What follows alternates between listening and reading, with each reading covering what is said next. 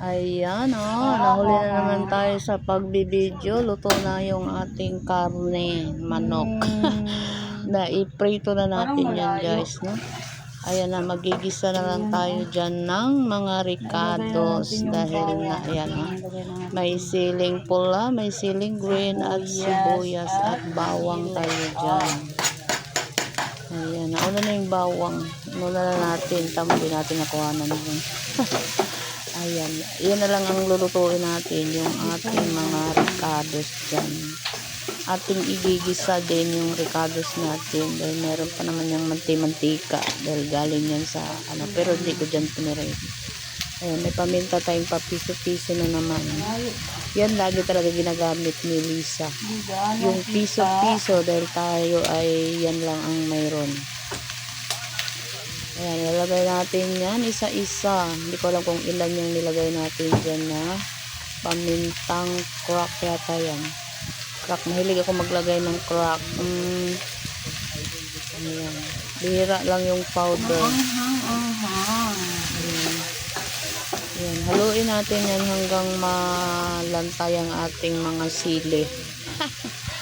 Malanta, antaying malanta. Nananapak yung anghang yan kulay pula.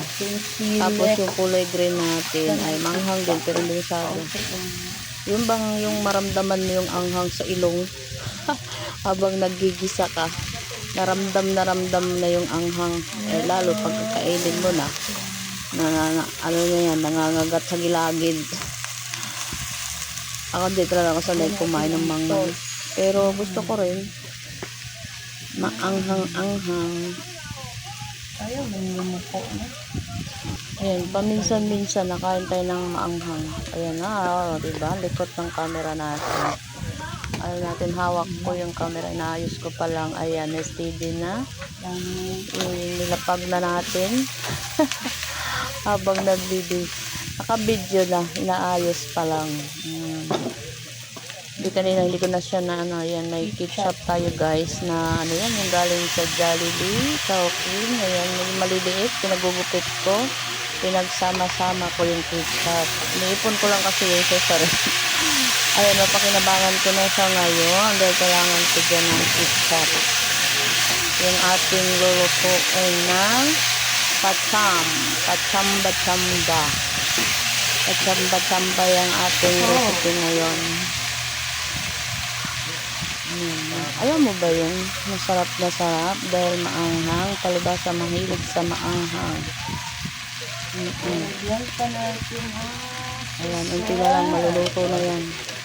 Maluluto na yung ating recipe pachamba-chamba. Tambay lang muna habang inaantay natin siyang kumulo. Ayan, maglalagay tayo dyan ng cornstarch, no? Pampalapot sa ating zulam. Ayan, maglalapot na yun guys. Tapos maluluto na yan.